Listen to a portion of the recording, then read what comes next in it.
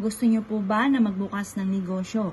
At nais po ninyo itong itatayo nyo itong negosyo ay dito na kayo yumaman at kayo hindi dumaan sa mga pagsubok sa pagkalugi. Ngayon po, bago ka magbukas ng inyong pong negosyo para maging successful ang inyong pagsisimula na negosyo, subukan nyo po muna ito.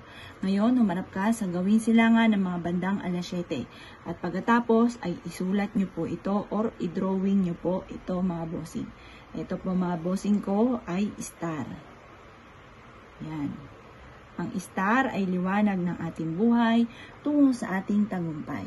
At pagkatapos mga bossing ko, isulat nyo po dito ang inyong tunay na pangalan at ipilido.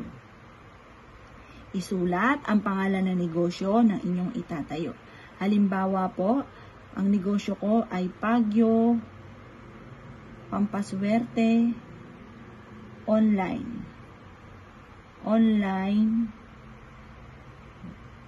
business. Ngayon po, isulat nyo po dito 8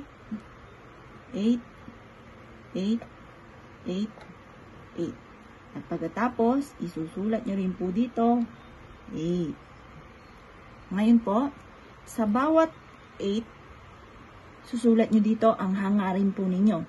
Halimbawa, yan, patungan nyo na po itong 8 na yan ha. Sa aking negosyo, magkakaroon ako araw-araw ng malaking benta.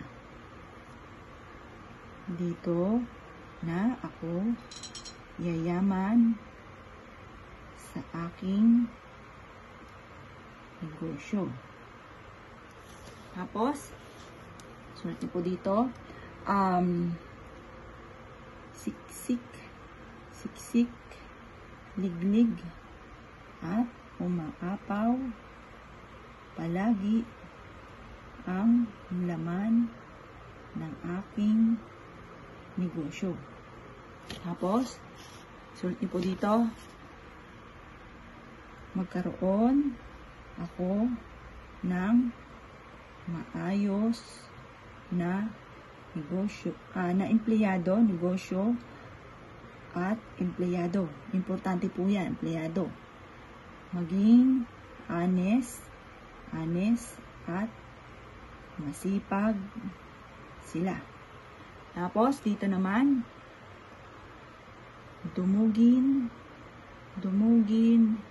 araw-araw ang aking negosyo ng mga customer. Yan. Basta bahala na po kayo mag-wish. Sample pa lang po yan. At pagkatapos mga bossing ko, mas mainam na kayo po ay meron pong ganito mga bossing. Ito mga bossing ko, ang ating peppermint.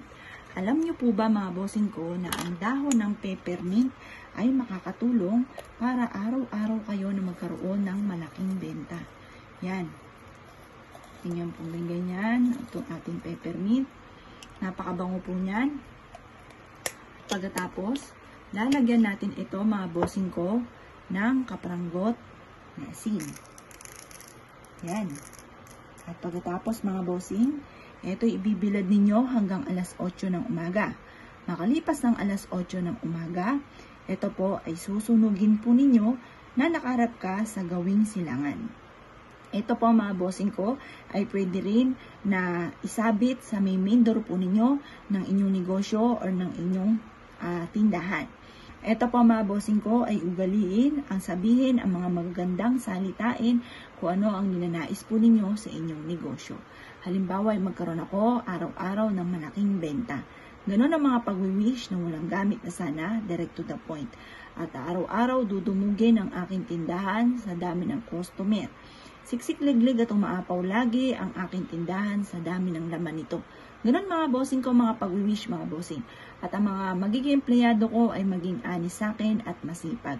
Ganon ang mga pag-wish mga bossing. Yan pa mga bossing, kung isa ka sa mga nagpaplano na magtayo ng negosyo at gusto nyo na maging successful ang inyong negosyo, gawin nyo po muna ito mga bossing. At ito ay paalala lamang, ang mga gagamitin ninyo ng mga panlinis kagaya ng walis tingting, daspan, walis tambo, basahan, mga bago lahat. Huwag nagmula sa loob ng inyong tahanan ng mga luma na ay yung mga walis tingting, tambo, daspan at basahan. Gagamitin ninyo panay bago at malinis. Isa sa mga sikreto po yan para magtagal ang inyong negosyo at maging tagumpay kayo sa inyong pagninegosyo, maging successful sa pagninegosyo. Asya mga bossing, kung gagawa kayo ng ganitong mga pamamaraan, good luck bossing niyo po lahat!